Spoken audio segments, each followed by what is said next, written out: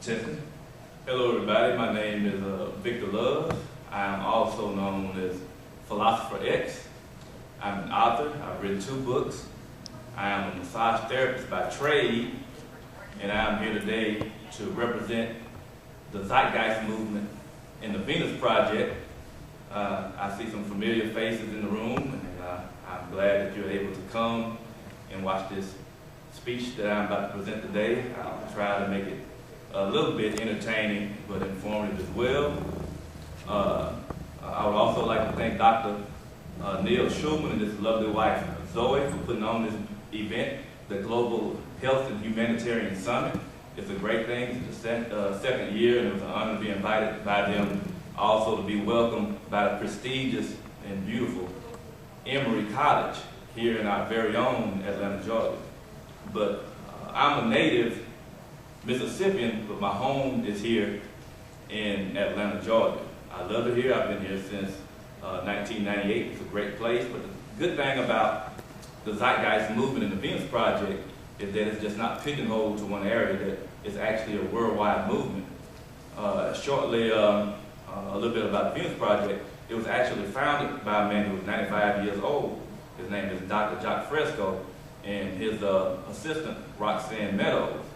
And in the 70s, he got this idea of, he's really smart, I mean, he's like a modern day Michelangelo, that why should we have to suffer when we have the technology to make a difference in everybody's lives? So he went on to become a designer and a social engineer of the highest caliber, and worked with some of the greatest minds that's known in the world today that deal with every aspect of society building. Peter Joseph is a young man in his early 30s, which I found to be quite amazing.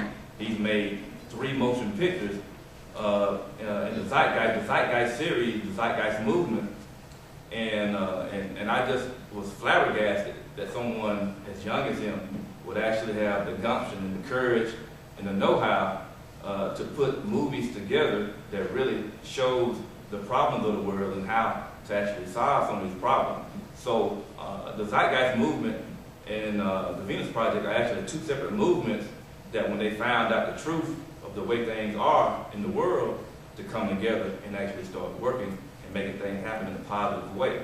So they're inseparable now. The Venus Project is the one that takes care of the technological side and the society building, and the Zeitgeist movement actually educates people that there is a different way of doing things. So one of the things I want to talk to you about is probably one of the favorite subjects of many people around the world, and that's beer. Anybody in here like beer? I know we got some beer drinkers in here, right? Anybody ever seen the documentary made by the History Channel, How Beer Saved the World? Anybody ever see that? Well, see, it's an interesting fact that we owe everything that we have today to beer. So what happened in ancient times, beer was stumbled upon by accident because it had to take a double fermentation process to make it. And so when people discovered it and drank it, they said, this is a great thing. But before that time, there was no written language, there was no mathematics, there was nothing. But people liked beer so much that they said, we got to find a way to make more beer. And so they discovered if they stopped and cultivated products like grain and stuff like that, that they could actually make more beer. So once they got efficient at doing that and making beer, and they found that if they drank that, they didn't get sick as much. They didn't understand why. It's because the water had bacteria in it and viruses, but the beer killed it. So they said, well, now that we've got a lot of it, let's find a way to give it to people so we can compensate for it. So what they started doing, they started making mathematics and written languages. So that the ancient Sumerian language, which is the oldest language known to man, has actually 142 symbols in it for beer. So from there, you have more and more modern techniques of finding ways to preserve beer, to calculate things and stuff like that. You got cities. So beer actually saved the world, because without it, we may have never survived being cave people to this day. And the point that I'm making with this is that beer is actually a technology. And one technology builds on another technology, until you get to the place where beer has made us be inside right now this prestigious university here at Emory. Without it, it would have never existed. And so that's the premise behind the Venus Project. What you do is you take the best technologies of the world and make it available to all people.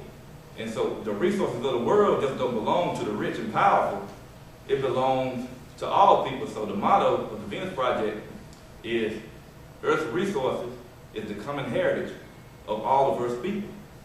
All right, so what I'm going to do now is show us this short movie